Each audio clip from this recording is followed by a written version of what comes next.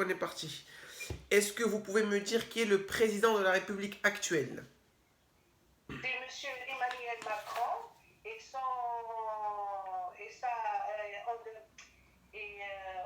c'est République en marche. République en marche, exact. Son parti politique, c'est la République en Son marche. parti politique, il m'a échappé.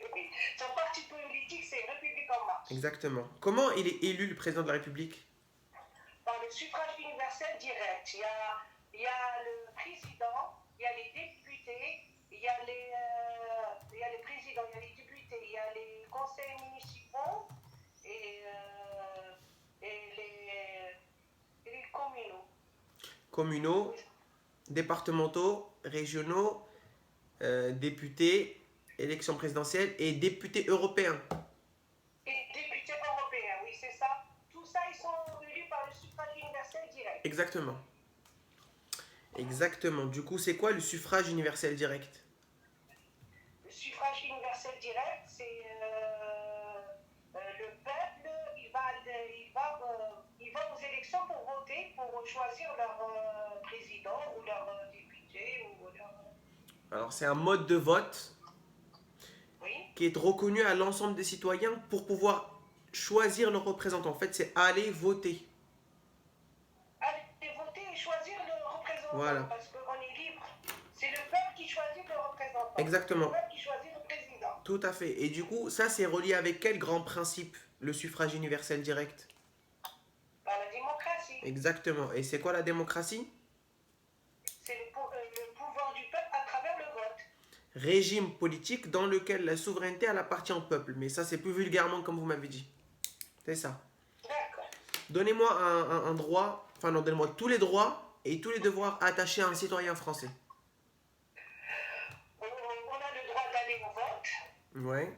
On a le droit de payer nos impôts. Ça, c'est pas que pour les Français.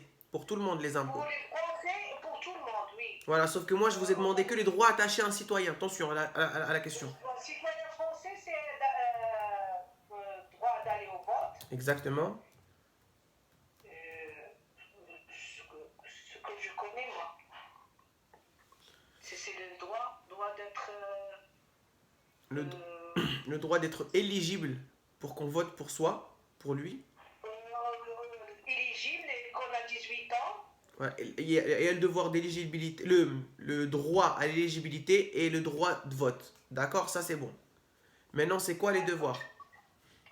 Le devoir, c'est servir la nation. Ça c'est pour... service militaire. Voilà, servir la nation comment? Il faut compléter la phrase. Servir la nation, s'il y a quelque chose, on doit être présent. Aller à l'armée. Exactement, c'est ça. C'est aller à l'armée, le mot-clé. Oui. Faire son service militaire, la journée d'appel, aller dans le recensement pour s'inscrire au vote. Et on doit être juré dans un juré si on est convoqué par le tribunal. Exactement. Pour assister à un... Exact. On est tiré au sort pour être juré dans un jury. C'est une obligation. Ça, Mais- c'est une obligation. Mais quelle excellence, c'est très bien. Donnez-moi la devise de la France. La devise de la France, c'est liberté, égalité et fraternité. Et c'est quoi la définition de chacun de ces grands termes? Liberté, c'est faire ce qu'on veut. Faire ce qu'on veut. Liberté, c'est faire ce qu'on veut sans nuire à autrui. Exactement. Notre liberté s'arrête quand elle commence la liberté des autres. C'est juste un synonyme. Hein. La première phrase que vous avez dit, elle est très bien. C'est le pouvoir, c'est faire ce qu'on veut tant qu'on ne nuit pas autrui. Point. D'accord. C'est quoi maintenant l'égalité et la fraternité? L'égalité, on est tous égaux vis-à-vis de la loi. Quelle que soit notre croyance, notre couleur de peau, notre religion, notre sexe, notre croyance. Notre tout. La couleur de peau, la race, les orientations, tout. Et c'est quoi la fraternité? La fraternité, on est tous fraternels, on va vers les autres, on doit être soudés, aller vers les autres, être soudés, c'est une fraternité. C'est une question... je vous pose une question. Moi, je peux la déterminer autrement. Vas-y. La devise, pour moi, c'est Marianne. notre mère. Et si les citoyens, ils sont de la même mère, donc on est frères et sœurs. Exactement. Ça rentre dans la fraternité. Tout à fait. Et le buste de Marianne, c'est ça. Et le bonnet phrygien, c'est la liberté. Lorsque le maître il libère son esclave, il lui met un bonnet phrygien. Et l'égalité, c'est le tableau de Eugène Lacroix en 1830. Il a fait un tableau où il y a Marianne en tout entière. Et elle tient le drapeau tricolore, le drapeau de la France. C'est ça la liberté. Exactement, c'est une belle réponse. C'est une belle réponse. Vous pouvez la donner à la fin de la définition si vous voulez, le jour de l'entretien. Et je vais vous poser une question un petit peu difficile. Quel texte assure la liberté et l'égalité entre tous les citoyens? Quel texte qui assure la liberté et l'égalité entre tous les citoyens? Ouais, de tous les citoyens. La France est république indivisible. Non. Il y a un texte très important dans l'histoire de la France. Je vais vous donner un indice, date de 1789. Ce texte-là assure l'égalité. Ah oui, les droits de l'homme. Exactement. 26 août 1889. 26 août, c'est les droits de l'homme. C'est la DDHC, la Déclaration des droits de l'homme et du citoyen. C'est elle qui assure la liberté et l'égalité de tous les citoyens. Exactement, oui, les droits de l'homme. Vous pouvez me donner des libertés fondamentales que vous connaissez? Liberté fondamentale. Oui, des libertés que vous connaissez. Il y a la laïcité, il y a la démocratie. Non, les libertés. Ah, la liberté, excusez-moi, oui, la liberté. Il y a les libertés d'expression, la liberté d'opinion, il y a la liberté de croyance. De s'exprimer, de croyance. Exactement, c'est ça. Tout ça, c'est de la liberté, oui. J'ai confondu. Il n'y a pas de souci. Comment définiriez-vous la liberté d'expression? La liberté d'expression, on peut s'exprimer tout ce qu'on veut, mais toujours rester sans diffamation, sans insulter la personne, respecter le principe de notre République. Exactement. C'est dire ce qu'on veut sans nuire. C'est encore une fois. Exactement. On parle, mais sans blesser l'autre personne. C'est pour ça que c'est la limite. C'est pas de diffamation, pas d'injure. On n'insulte pas une personne de con dans la rue parce qu'on le voit. Même si la personne est vraiment débile, on lui dit pas. On peut pas faire ça. Même si la personne est vraiment conne, on lui dit pas. Voilà. On essaie de lui parler avec psychologie. Exactement. C'est ça. De quelle année date la liberté d'association? La liberté d'association en 1901. On est libre de faire une association, mais à condition de cette association, elle doit être dans le bon... une association qui n'est pas... à l'ordre public. À l'ordre public. Et cette association, elle doit être enregistrée dans un journal officiel. Mais par contre, le préfet, il peut s'opposer s'il a voix douteuse. Mais il n'a pas le droit de s'opposer sur les associations. Mais s'il a voix douteuse, il peut s'opposer le préfet.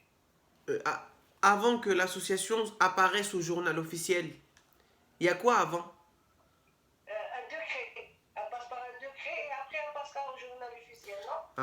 Il faut l'enregistrer. Il y a ce qu'on appelle la déclaration de l'association à la préfecture. Oui, elle doit être enregistrée à la préfecture. Oui, déclarée à la préfecture. Oui. D'accord? Et une fois qu'elle est déclarée, le préfet ne peut pas refuser de l'enregistrer. Parce qu'il n'a pas ce pouvoir-là. D'accord. Et je vais vous donner un exemple d'une association qui a été dissoute par un préfet. C'était une association de mères porteuses, par exemple. Ouais. Et le recours... Oui, j'ai entendu dans les infos récemment, oui. Oui, parce que là, ils sont en train de parler justement de la GPA et tout. Oui. Et si vous voulez, la GPA en France, c'est ce qu'on appelle la gestation pour autrui. C'est le fait qu'une femme porte un enfant pour une autre femme parce que la première ne peut pas tomber enceinte. C'est interdit ici. Ici, c'est interdit, oui. Ils vont en Belgique, mais ici, c'est interdit. Exactement. Mais en France, il y avait une association. Oui, parce que là, ils sont en train d'en parler parce qu'ils veulent que la loi modifie. Que la loi soit modifiée, pardon. Et si vous voulez, en France, il y avait une association qui, elle, mettait en lien, qui mettait en contact plusieurs mères porteuses entre eux. Enfin, elle mettait en lien et en relation et en contact des mères porteuses et des mères qui, elles, cherchent des mères porteuses.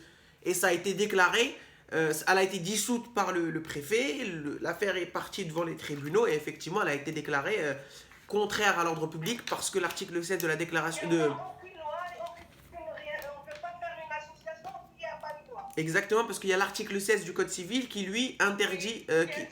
qui interdit ce principe-là. C'est-à-dire que le corps humain, il est indisponible. On ne peut pas en disposer comme on veut. Et donc, c'est un exemple d'association qui a été dissoute par un préfet. Enfin, ça fait longtemps quand même. Voilà, mais c'est d'actualité. Et d'actualité, je l'entends tous les matins, oui. Oui, ils en parlent. Là, ils en parlent beaucoup. Oui, oui. Et pour finir, du coup, cette deuxième partie, vous pouvez me dire c'est quoi la laïcité pour vous? Enfin, pour vous, pour la laïcité pour tout le monde. La laïcité, pour moi, l'État est neutre. L'État ne subventionne aucun culte. Exactement. L'État est séparé d'Église depuis 1905. L'État, elle laisse les gens croire ou ne pas croire ou être laïque. Ou être athée, peut-être. Comment? Croire ou ne pas croire, ou être athée. Oui, c'est faut être athée, oui, exactement. Croire ou ne pas croire ou être athée. On a le choix. C'est ça qui nous l'État. Mais l'État, elle est neutre. Elle ne rentre pas dans aucun culte. Voilà, séparation de l'Église et de l'État. Depuis 1905. Exactement, séparation de l'Église et de l'État depuis 1905, neutralité de l'État vis-à-vis de la religion et du monde religieux, non-subvention du culte, liberté de croyance ou de ne pas croire, et surtout liberté de pratique et liberté de ne pas pratiquer.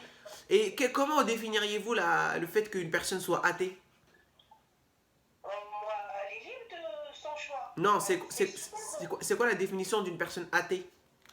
Athée qui croit à aucune religion. Exactement, c'est quelqu'un qui ne croit pas à l'existence d'une divinité. C'est ça, tout à fait. Aucune religion.